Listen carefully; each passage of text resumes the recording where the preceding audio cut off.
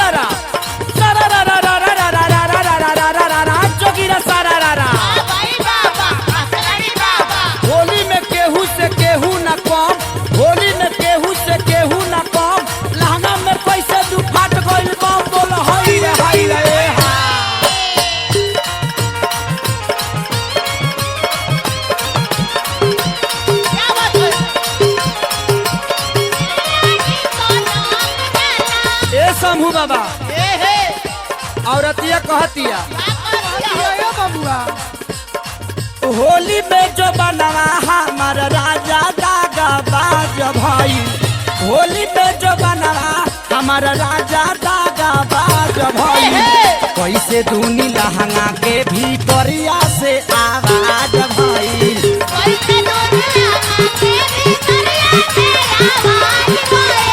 कैसे दूनी लहंगा के भीतरिया से आवाज होता।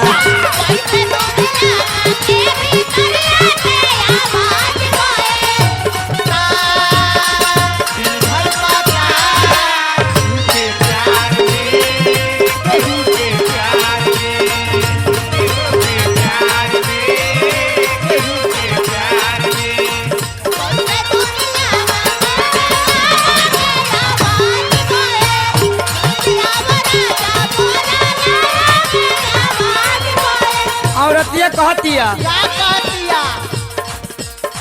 सुन के आवाज आता हरा बाबूजी पाराले,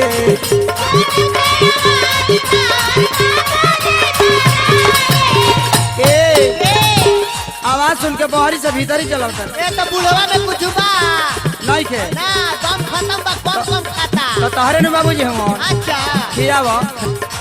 सुन के आवाज आता हर बाबूजी ताराले,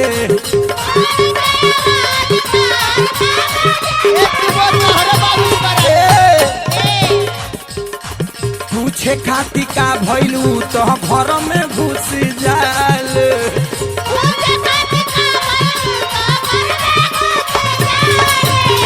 पूछे खाती का भैलू तो घर में घुस जाल।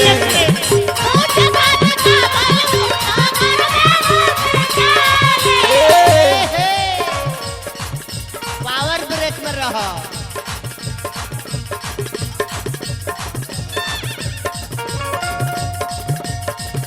बिना बजैले भुआराइल मोरा साज भाई, बिना बजवले भुआराइल मोरा साज भाई, जल्दी आव राजा होली में लहंगा में आवाज भाई,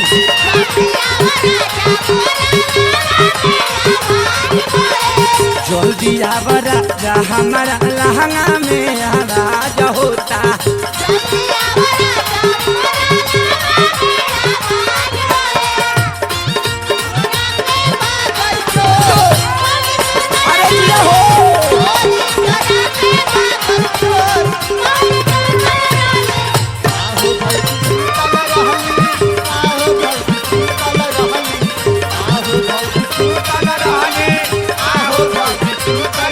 ए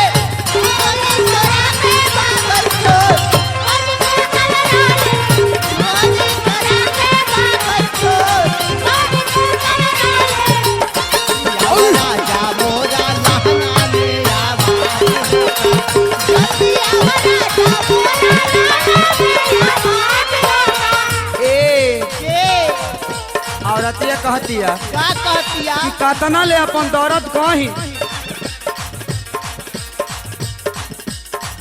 का कहतरू अगला साल के खोडल अगला साल से परेशान भाई परेशान बारू अगला साल के खोदल ढोढ़ी अभी ले दर्द होता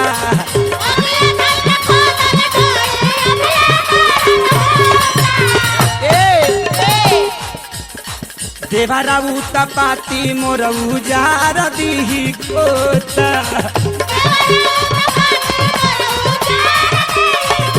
बाप रे बाप खोदे ऐसा खोदले रही तब नु हाँ उ तो सुबोधवा के संग धध के खोदल पूरा भीतरी ले कर गो जाता ए महेश भैया हाँ बड़ा गजन में डले बा हाँ देवरा पाती मोर उजार दी कोता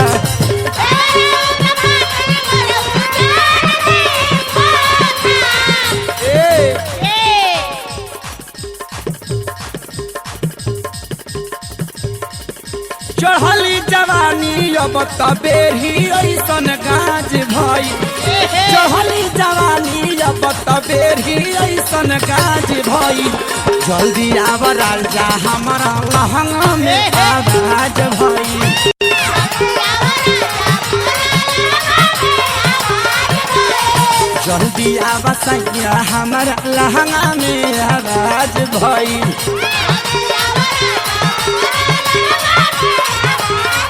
छोटू बाबा हाय जाता पानी भर गई ढला लूना धारा में थोड़ा ना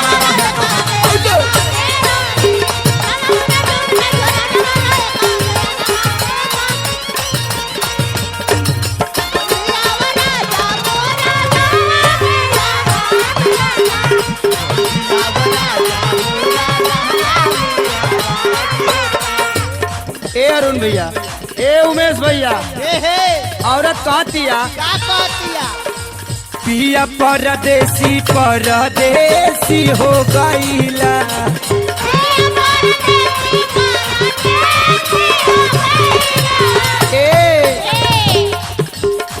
परदेसी हो गई तो महेश जी के बोला के कोनो जतन करवाओ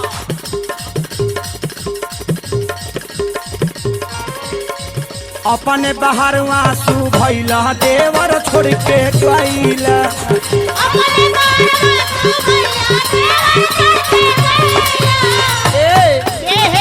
अपने बाहर आंसू भैला देवर छोड़ के गईला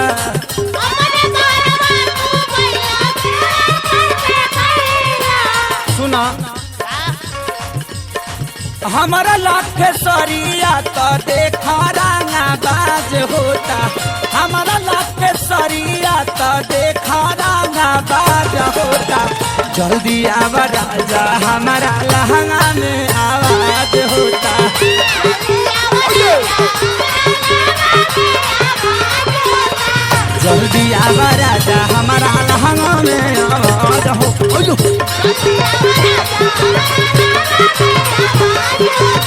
जल्दी आव राजा हमारा लहंगा में आवाज होता